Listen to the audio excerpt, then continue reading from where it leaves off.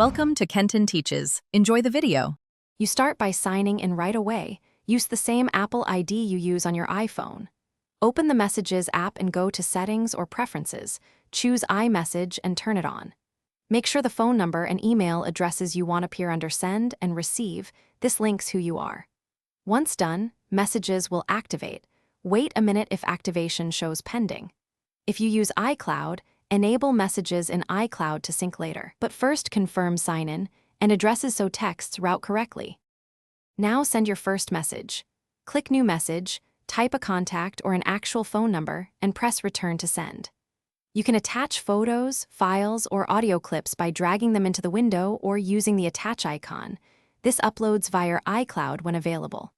For group conversations, open details to name the chat, add or remove people, and mute notifications if needed. Make sure text message forwarding is enabled on your iPhone. This lets SMS messages route through your Mac when your phone is nearby. Finish by enabling Messages in iCloud so conversations sync across your devices. Go to Preferences and sign into iCloud for seamless history. Customize notifications, read receipts and message effects to match your workflow, and organize storage by deleting large attachments.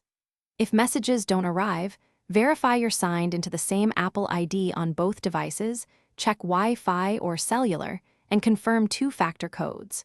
As a quick fix, sign out of Messages and sign back in, or restart the Mac. This refreshes activation. Thanks for watching. Please subscribe if this video was helpful.